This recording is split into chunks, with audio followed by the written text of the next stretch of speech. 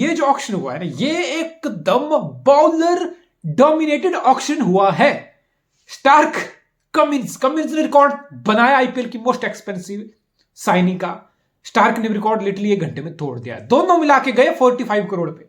Alzarri Joseph 11 crore पे, हर्षल पटेल 11 करोड़ पे, Spencer Johnson 7 crore पे, कोइटची 5 करोड़ पे, तिलसन मधुशंका 5 करोड़ पे, उमेश यादव 5 करोड़ पे, शिवम मावी 5 के ऊपर। तो समझो एकदम ऊपर से नीचे एकदम बॉलर डोमिनेटेड ऑक्शन रहा है आईपीएल का। और आज बात होगी हैदराबाद की। देखो 2016 से 20 हैदराबाद ने एक बार टाइटल भी जीता, 16 में आरसीबी को चिन्नास्वामी में घर में फाइनल में राके। फिर उसके बाद लगातार 2020 तक 4-5 साल लगातार Sunriser Hyderabad year after year at least playoff तक पहुंच रहा था। कंसिस्टेंसी हैदराबाद दिखा रहा था, प्लेऑफ तक पहुंच के। लेकिन जब से काव्या मैडम हेड बनी है ना सनराइजर की, सनराइजर का सनसेट हो गया भाई। सनराइजर प्लेऑफ भी नहीं पहुंच पा रहा। ब्रायन लारा लाए, डेल स्टेन को बॉलिंग कोच मेंटर ये सब बनाया, क्या हुआ, चीजें क्लिक नहीं की। टॉम मूडी को साइड कर लिया, वार्नर को साइड कर लिया इतना टॉक्सिक तरीके से। वार्नर तुम्हारा लिटिल क्लब का सबसे बड़ा लेजेंड, उसको इतने गंदे तरीके से तुमने साइड किया। आज उस बंदे को तुमने अपने सोशल मीडिया इंस्टा ये सब हैंडल से ब्लॉक करके रख दिया है। किसकी बेइज्जती हो रही है? वार्नर छोटा हो रहा है कि सब में? वार्नर की मैच छोटी हो रही है? नहीं, तुम्हारी मैच छोटी हो रही है। हालांकि तुम एक क्लब होके, एक फ्रेंचाइजी होके, एक ब्रांड होके, मतलब छपरी वाली हरकतें कर रहे हो तुम। चलो छोड़ो, वो हमारा मुद्दा नहीं है। ब्रायन लारा भी इस बार साइड हो गया और आया कौन? Daniel Vettori. काव्य मारन उठा रही है, जब मन कर रहा दिल कर रहा है उठा रही है, ये बिड वो बिड, कुछ भी नॉनसेंस बिडिंग चल रही है। लेकिन क्या हैदराबाद लास्ट ईयर से इस बार ऑक्शन में आके बेहतर टीम होगी? हैदराबाद की बात करते हैं। हैदराबाद ने साइनिंग की भाई 1 घंटे के लिए आईपीएल की रिकॉर्ड साइनिंग थी पैट्रिक कमिंस। दूसरी साइनिंग की 8 करोड़ से ऊपर ट्रेविस हेड। ये दोनों वो लोग हैं जो लिटरली, अगर आप वर्ल्ड कप से जाओगे, ऑब्वियसली पैट कमिंस का वर्ल्ड कप उतना शानदार नहीं गया। नॉकआउट आते आते Pat Cummins all of sudden शानदार वर्ल्ड कप खेला, सेमीफाइनल और फाइनल, कैप्टन बना, world cup winning captain, Ashes retaining captain, test championship winning captain. तो पैट कमिंस का स्टेचर ऑब्वियसली ग्रो किया है। ट्रेविस हेड जो नॉक खेला, इट्स लाइक इंडिया वालों को वो नॉक 8-10 साल याद रहेगी। इससे पहले भी ट्रेविस हेड आईपीएल ऑक्शन में आता था। इससे पहले भी ट्रेविस हेड अपने आप को अवेलेबल करता था ऑक्शन में। इट्स लाइक कुत्ता नहीं मुतता था। ट्रेविस हेड को कोई साइन नहीं करता था, कुछ नहीं था। ये आईपीएल की फ्रेंचाइजी का मैं सस्ता नशा बता रहा हूं तुम्हें आईपीएल का।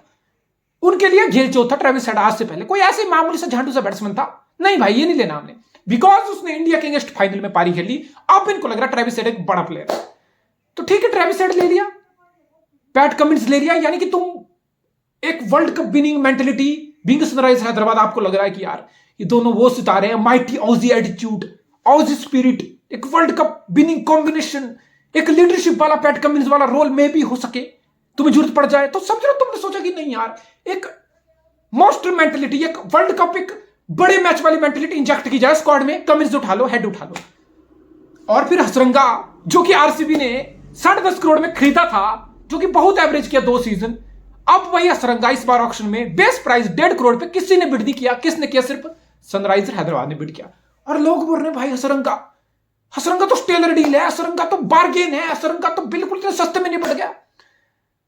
टू बी ऑनेस्ट, हसरंगा कुछ खास किया नहीं आईपीएल में। चलो फिर भी मैं मान लिया कि हसरंगा भी तुमने ले लिया।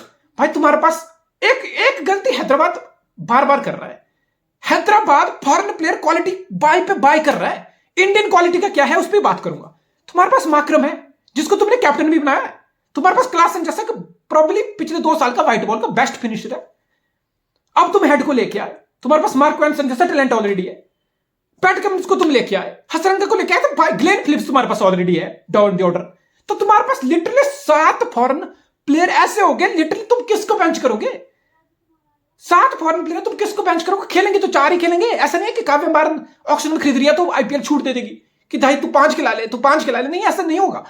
तो फॉरेन के प्लेयर तुम्हारे पास 4 ही प्लेइंग 11 में खेलेंगे, बाकी तो बेंच पे बैठेंगे। और बेंच पे कौन बैठेगा? कमिंस 20 करोड़ में साइन करके हैदराबाद बेंच पे बिठाएगी? नहीं। हेड को जिस तरीके से इंटेंट से हैदराबाद ने साइन किया, हेड को बेंच पे बिठाएगी? नहीं। माकरम तुम्हारा कैप्टन है, Klaasen one of the best finisher है, तो 4 प्लेयर तो हो गए, माकरम, क्लासन, हेड, कमिंस। तो फिर ये वेंदु हसरंगा जिसको लोग स्टील बता रहे हैं, बार्गेन बता रहे हैं, मेरे समझ नहीं आ रहा यार कि ये बंदा कहां फिट होगा। फिर तो मार्को एंसन की जगह भी नहीं बन रही। जो lower order down the order एक किस्म से बैट से भी हैंडी बंदा है, तो मार्को एंसन की जगह नहीं बन रही। ग्लेन फिलिप्स को चलो मान भी लिया बैकअप है, उसकी जगह नहीं बन रही, तो फिर हसरंगा किसकी जगह खेलेगा? क्लास मैक्रम में से एक साइड करोगे तुम, एक बेस्ट फिनिशर, एक तुम्हारा कैप्टन और अच्छा खासा बैट, तो फिर तुम मैक्रम को साइड कर लो, फिर यही तरीका मैक्रम को साइड कर लो।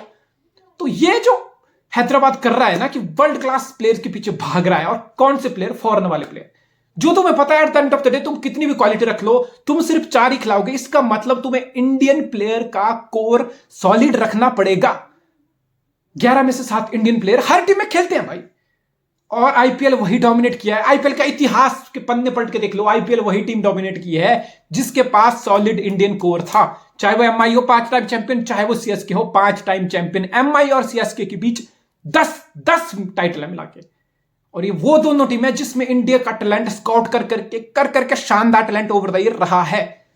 और राजस्थान पहला सीजन जीता था ना शिनवान की कैप्टनसी में, उसमें भी इंडियन टैलेंट भरपूर था। तो आप खुद समझ लो कि हैदराबाद क्या करना चाह रहा है, हैदराबाद की क्या साइकोलॉजी है, और हैदराबाद किस माइंडसेट से आगे बढ़ना चाह रहा है। इट्स वेरी हार्ड टू से कि हैदराबाद इस ऑक्शन में इतना बड़ा पैसा फेंक के बेटर हुई है। I simply don't think so, मुझे लग रहा है यार। अब बात वही है, तुम्हारा इंडियन प्लेयर है, उसको स्टेप अप करना पड़ेगा। बॉलिंग में समझ सकता हूं, तुम्हें लगे तुम्हारे पास पर्स है तो कमिंस खरीद लो, एक बड़ा प्लेयर है। भुवनेश्वर कुमार अपना पीक, इतना बड़ा लेजेंड रहा तुम्हारे लिए, भुवनेश्वर कुमार उस लेवल पे अब नहीं है। भुवनेश्वर कुमार का पीक निकल चुका है। Umran Malik is all over the place, वो बंदा 4 ओवर फेंकने के लायक बॉलर, काबिल बॉलर अब भी नहीं है। टी नटराजन 1-2 सीजन वंडर बन के रह गया।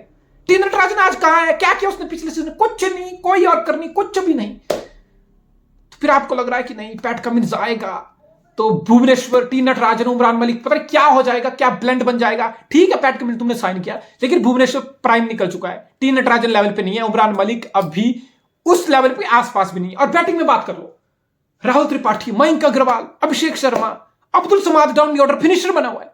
ये वो कौन लोग हैं? वॉशिंगटन सुंदर को फिर भी बोल सकता हूं, वॉशिंगटन सुंदर एक ऐसा इंडियन टैलेंट तुम्हारे पास है जो बैटिंग बॉलिंग दोनों तरीके से कंट्रीब्यूट कर सकता है। लेकिन बाकी भाई मयंक अग्रवाल, कब से मैं मयंक अग्रवाल को देख रहा हूं, पंजाब की कैप्टन से बात नहीं गली, इधर आ गया हैदराबाद में, क्या कर रहा है मयंक अग्रवाल? वही 10, 20, 30 रन की, वही स्टार्ट गोइंग फॉरवर्ड नहीं भाई। नहीं, तुम एक बड़ी आईपीएल लगा ही नहीं पा रहे हो, तुम 500-700 रन की आईपीएल लगा ही नहीं पा रहे हो, तुम ये बोल ही नहीं पा रहे हो, तुम अपने फैंस तक को ये बोलने का मौका दे ही नहीं रहे हो कि Mayank Agarwal is the real deal.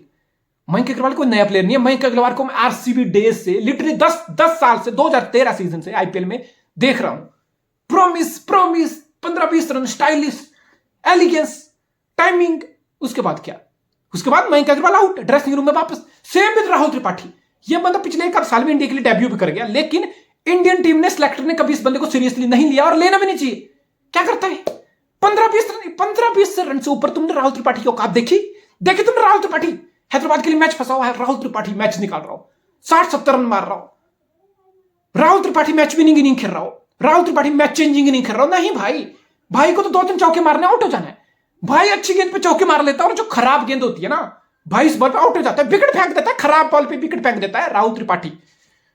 Abhishek Sharma, किसी को नहीं पता इस बंदे का रोल क्या है, प्रॉमिस है, कभी ओपनिंग करना आता है, कभी 1 नंबर पे, कभी 4 नंबर पे, कभी फिनिशिंग वाले स्लॉट पे अभिषेक शर्मा रहा है। तो ना तुम अभिषेक शर्मा का पोटेंशियल निकाल पाए, ना मयंक अग्रवाल का पोटेंशियल खुद ही से नहीं आ पाया, ना राहुल त्रिपाठी उस लेवल पे है। अब्दुल समाद को तुम इतना बैंक कर रहे हो भाई, 3-4 साल हो गए उसको देखते हुए, 1-2 छक्के मार देता है, दैट्स इट। नहीं उस लेवल की फिनिशिंग, नहीं उस लेवल का प्लेयर, नहीं है क्लासन के साथ मैच फिनिश करने वाला वो प्लेयर। तो फिर क्लासन अकेला कितने मैच जिता देगा तुम्हें? तो दिक्कत तुम्हारे पास वही है, दिक्कत तुम्हारे पास इंडियन प्लेयर के कोर की है। फॉरनर तुमने 7 क्वालिटी भर लिए, ये बात तुम्हें पता कि at the end of the 4 he foreigner team में खेलेंगे। सो मेरे हिसाब से हैदराबाद ने ज्यादा कुछ पैसा फेंक के भी इस ऑक्शन में नहीं उखाड़ा है। At they have problem of plenty, जो कि अच्छी नहीं है फॉरेन प्लेयर के पॉइंट ऑफ व्यू से, बिकॉज खेलेंगे 4 ही। इंडियन का कोर तुम्हारा स्टेप अप नहीं कर रहा। राहुल त्रिपाठी, मयंक अग्रवाल, अभिषेक शर्मा, अब्दुल समाद, उमरान मलिक, टी नटराजन, ये जो 7 प्लेयर है ना, ये जो इंडियन कोर है ना, जब तक ये स्टेप अप नहीं करेगा ना, तो रिजल्ट पिछले सीजन वाला ही होगा। क्या होगा? टॉप 4 से बाहर। सो आई डोंट नो, मेरे हिसाब से Hyderabad, I just can't see them यार, I just can't see them in top 4। जब मैं टॉप 4 की तरफ देखता हूं ना, बहुत टीमें जो स्ट्रांग हो रही हैं, उन पे बात करूंगा, लेकिन मेरे हिसाब से अर्ली डेज जो मर्जी बोलो, स्क्वाड लॉक है, अब यही प्लेयर खेलेंगे, कुछ नया नहीं हो जाएगा। अप्रैल मार्च आते थे। So I just simply don't think कि हैदराबाद ने एक सॉलिड कमबैक किया है इस ऑक्शन में, डिस्पाइट इतना पैसा उड़ाने के बाद। I just don't think so.